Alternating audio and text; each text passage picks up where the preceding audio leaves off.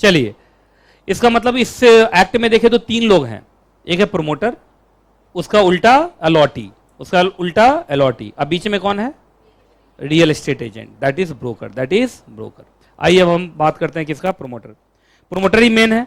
अच्छा, प्रोमोटर का पहला फंक्शन या ड्यूटी क्या होगा कि बिना रजिस्ट्रेशन के आप ना वही एडवर्टाइज करेंगे, मार्केटिंग करेंगे, ना बुकिंग करेंगे, ना सेलिंग करेंगे, ना ऑफर फॉर सेल करेंगे, ना इनवाइट करेंगे।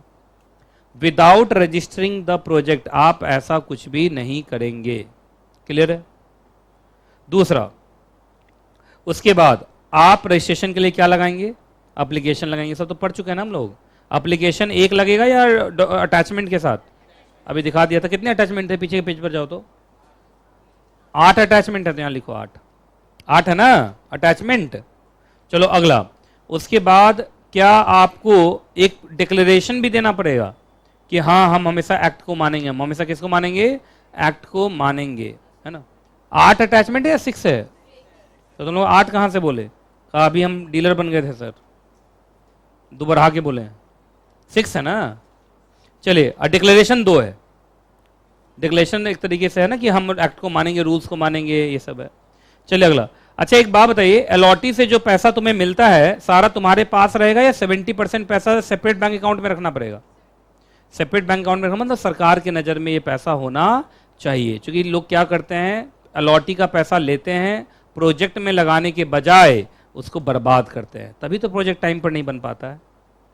अगला याद रखिएगा, अब बोलोगे सर वो पैसा निकालेंगे कब? निकालने के लिए याद रखिएगा 2 सर्टिफिकेट चाहिए। एक सर्टिफिकेट चाहिए इंजीनियर का, इंजीनियर या आर्किटेक्ट, इंजीनियर या आर्किटेक्ट जो ये सर्टिफाई करेगा कि हाँ 2 फ्लोर बन गया, या 20% बन गया, या 30% बन गया। और उसके साथ एक सर्टिफिकेट लगेगा, किसका एग्जैक्टली लगेगा? ठीक है, देख लिया। तो 2 सर्टिफिकेट चाहिए पैसा निकालने के लिए। बोलो किसका सर्टिफिकेट चाहिए? इंजीनियर आर्किटेक्ट वही एक ही हुआ, और दूसरा आपको 2 जगह मतलब 2 सर्टिफिकेट आपको चाहिए। क्लियर है जी? ये पढ़ लिया हो ना तुम लोग, ये नहीं कि एग्जाम में छोड़ के आ जाना। अब बोलो कहां कहां से सर्टिफिकेट चाहिए? देखो इंजीनियर और आर्किटेक्ट ये तो एक हुआ, और दूसरा इससे चाहिए। ठीक है। अच्छा एक बात बताइए, पैसा पूरा निकालने देगा या in proportion to the completion? अच्छा बोलो 30% प्रोजेक्ट बन गया तो कितना पैसा निकालने देगा? 30% पैसा निकालने देगा। 40% बन गया तो 40% निकालने देगा। उसी हिसाब से पैसा उसमें से निकलेगा। भाई बनाते जाओ, पैसा निकालते जाओ, एक ही बार में सारा पैसा मिलेगा नहीं। तो पैसा निकालना आसान है या 2 सर्टिफिकेट मिलेगा तब? अब इसी में खूब यहाँ घुसखोरी होता होगा, ये सर्टिफिकेट देने में बहुत घुसखोरी नहीं होता होगा।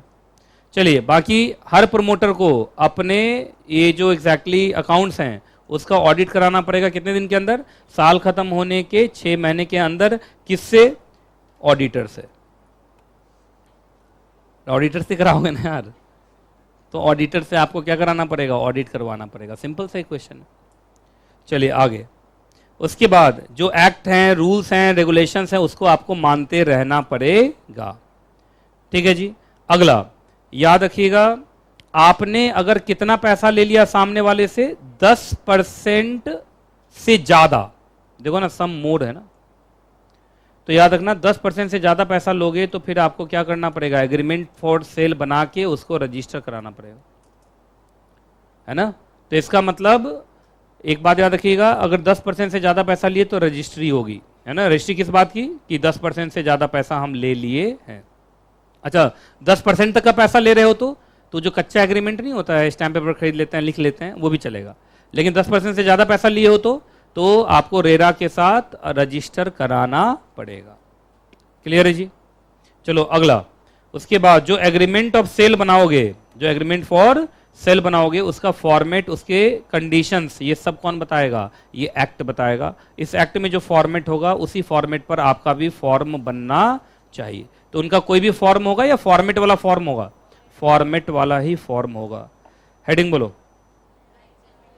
अच्छा, अलॉटी के भी कुछ राइट्स हैं और कुछ ड्यूटीज हैं। पहले तो राइट्स बता रहा हूं। क्या उसको सूचना, इंफॉर्मेशन पाने का हक होगा? अलॉटी अगर फ्लैट खरीद रहा है और पूछ रहा है कि फ्लैट कैसे बनेगा, कितने एरिया में बनेगा, वॉशरूम किस ढंग का बनेगा, रूम्स कैसे होंगे, वरांडा कैसा होगा, जो बालकनी है वो कितने होंगे, ये सब वो पूछ रहा है, तो क्या उसको बताया जाएगा? क्या पूछना उनका अधिकार है? और इंफॉर्मेशन देना ड्यूटी है प्रोमोटर की। किसकी? दूसरा, क्या स्टेज वाइज टाइम शेड्यूल भी पूछ सकता है वो, कि देखो मैं आपको पैसा दे रहा हूं फ्लैट के लिए, कितने साल में कंप्लीट हो जाएगा और आप हमसे पैसा कैसे लेंगे? आजकल ऐसे ही चलता है, मालूम है आपको। जैसे उन्होंने जमीन खरीदा तो जमीन दिखा के तुमसे पैसा ले लेगा।